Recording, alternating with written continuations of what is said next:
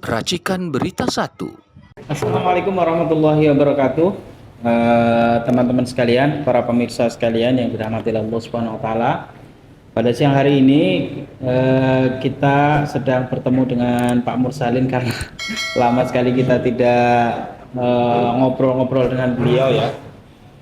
Nah, kita akan bicara sehubungan dengan apa yang sudah diputuskan oleh pemerintah melalui proyek PSN, proyek strategis negara yang melibatkan kawasan BSD dan PIK 2. Dan di kawasan PIK 2 ini memang menarik ya, dengan total anggaran lebih dari 40 triliun dan menggarap sekitar kawasan jalur Pantura sekitar 1.700 hektaran.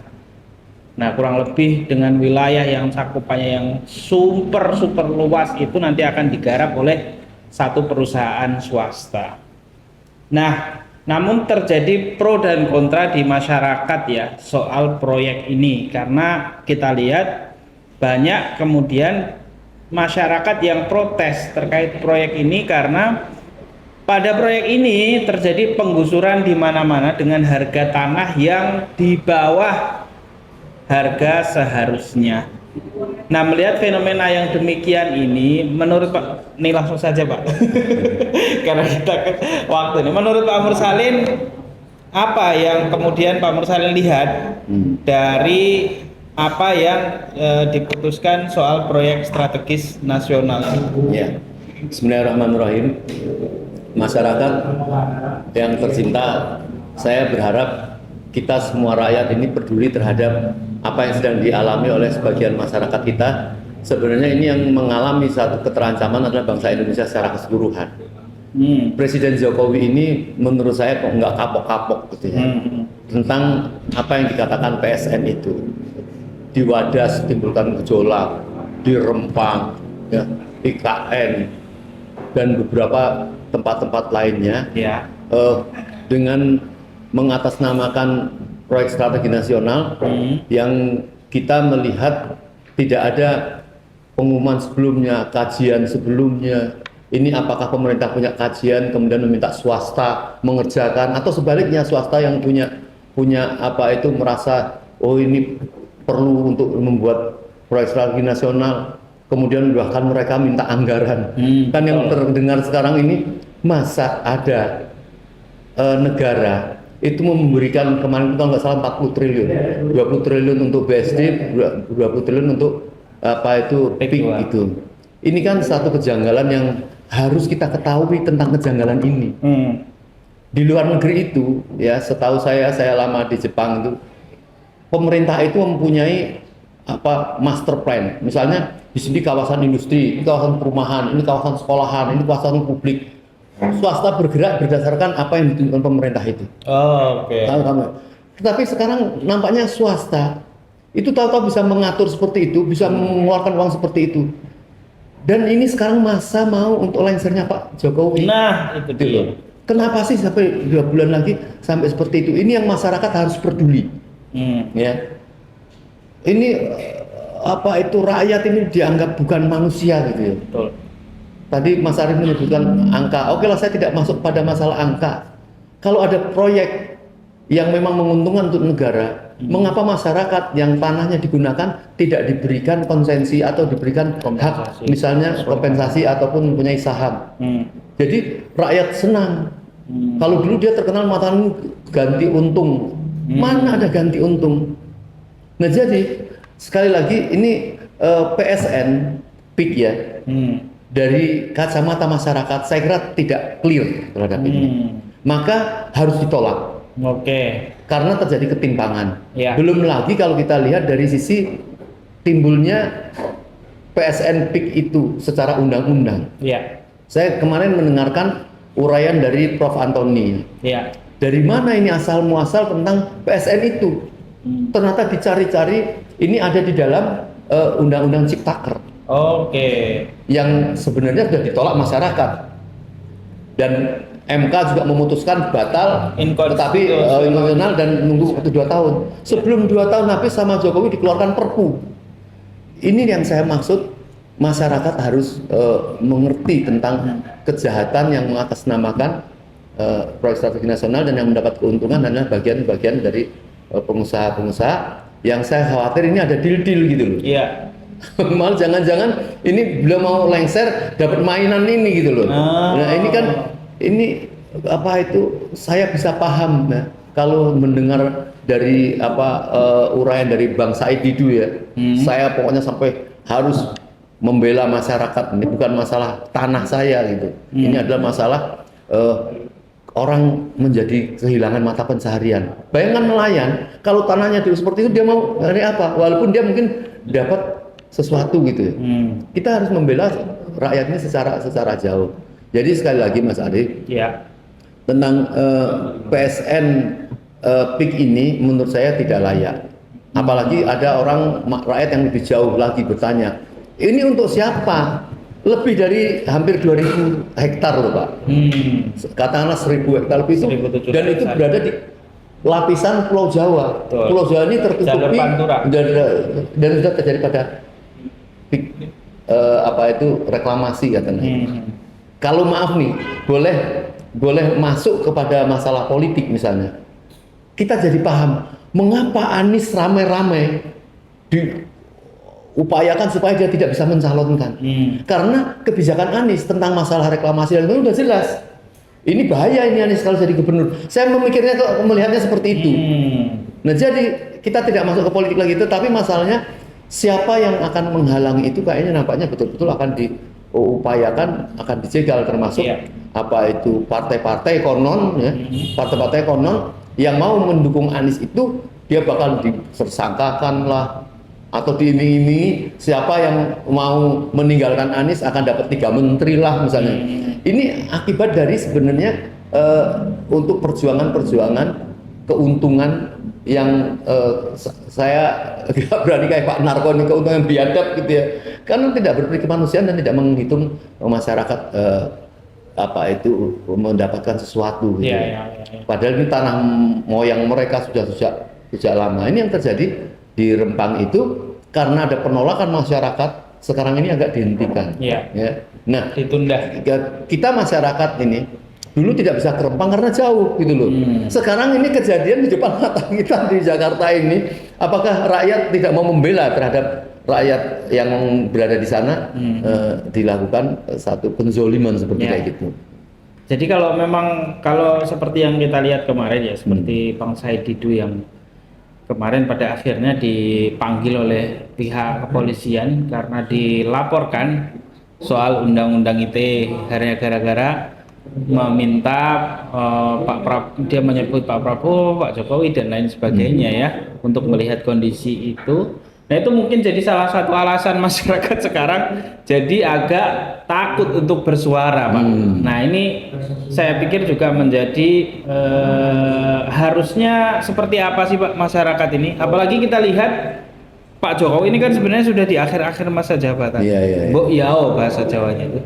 Mbok Yao di akhir-akhir ini memberikan angin segar lah untuk masyarakat dari kedoliman yang sudah dilakukan ya.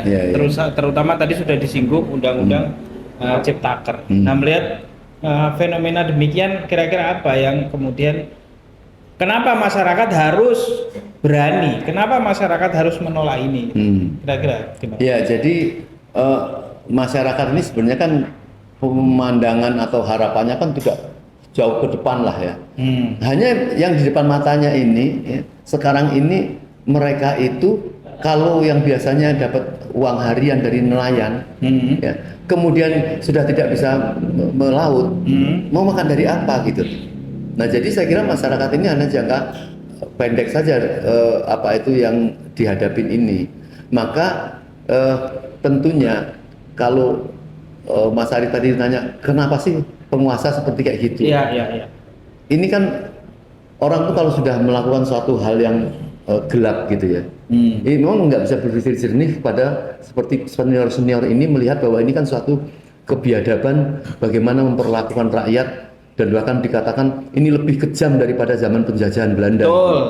Nah ini menghadapi satu penjajah yang penguasa sendiri. Penguasa itu kan mestinya ada 2 hal ya.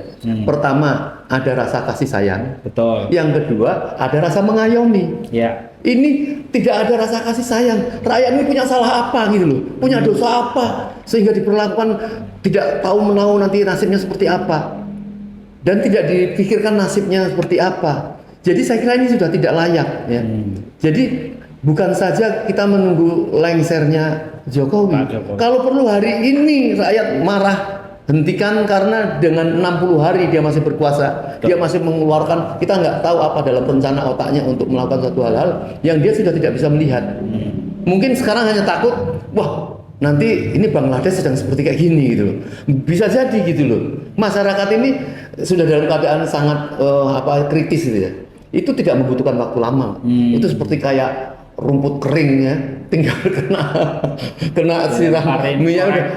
Jadi harus berpikir ke sana. Ya. Kasihan Pak rakyat ini Pak. Nah jadi bagaimana yang menjadi beban berat sekarang ini ya, rakyat melihat apakah ada harapan secercah setelah dia lengser, kemudian presiden yang baru akan meneruskan atau mengkoreksi. Ini akan menjadi perhatian ya. Jangan sampai kebijakan-kebijakan sampah itu diterus-teruskan. Nah saya kira ini pilihan bagi presiden yang akan datang itu sebenarnya melihat kejadian kemarahan masyarakat kepada Jokowi ini ada sebagai suatu sinyal ya untuk bisa melakukan suatu kebijakan yang baik. Nah jadi ini saya kira masyarakat ini harap-harap cemas gitu loh. Nah maka harus diberikan harapan bahwa tenang, ini Jokowi sudah berakhir, yang tidak baik-baik ini nanti tidak akan dilanjutkan. Misalnya kan masyarakat melihat seperti itu. Nah mau nggak ya supaya presiden itu sudah disambut masyarakat yang akan datang itu memberikan ketenangan itu. Sekarang ini nggak tenang gitu loh. Betul. Gitu.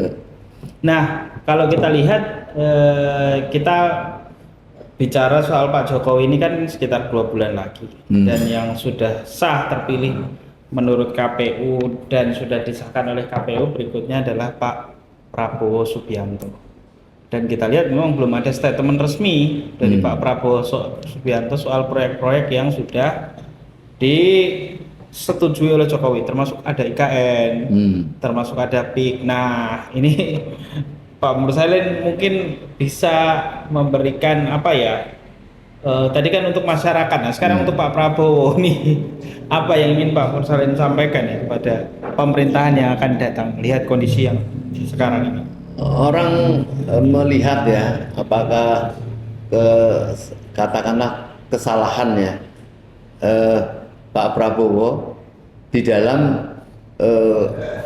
pertemanannya atau bagaimana di dalam mensikapi kekuasaan yang kemarin itu. Orang melihat sekali. Jadi kalaupun orang tahu tentang kasus korupsinya, misalnya masalah food estate atau masalah yang lain-lain, tetapi ada sikap ke depan seolah-olah tobat atau menghentikan masalah yang lain, itu masyarakat itu memberikan rasa maafnya itu sangat luas sekali gitu. Iya. Tetapi kalau tidak berani mengatakan tentang bagaimana kesalahan-kesalahan kebijakan rezim ini bisa akan menjadi beban sendiri. Jadi sebenarnya jalan terbaik untuk kalau misalnya Pak Prabowo itu dilantik, itu sudah tahu harus bersikap seperti apa kemarahan rakyat terhadap rezim yang lama. Walaupun dia termasuk di rezim yang lama, tetapi orang tidak menilai dosa rezim yang lama itu semua otomatis kayak Pak Luhut. Jadi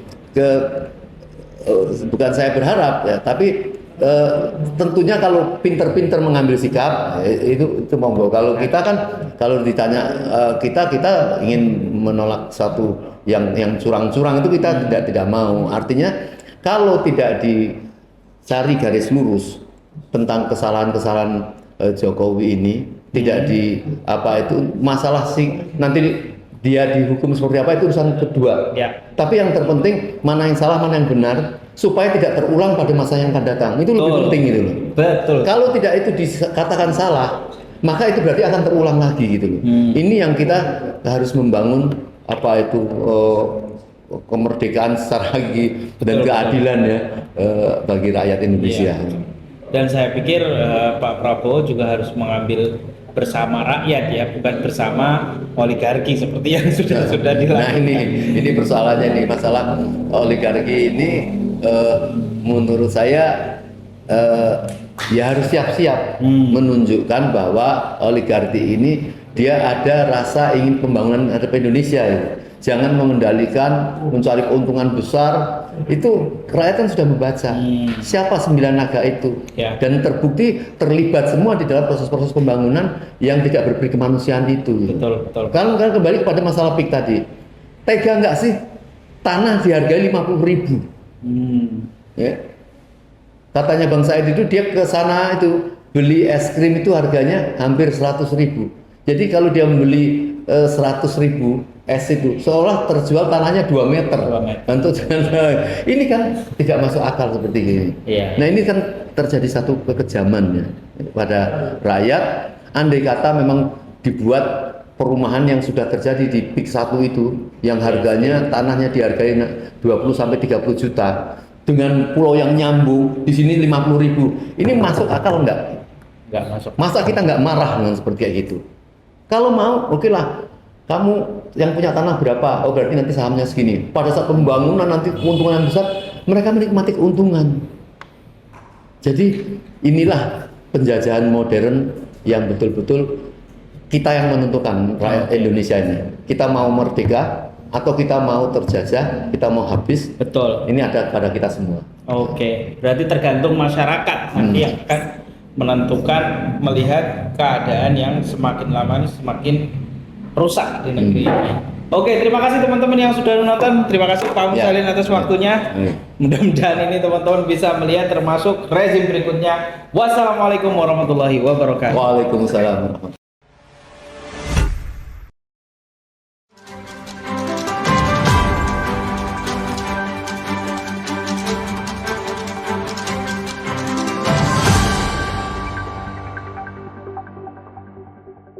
Racikan Berita 1.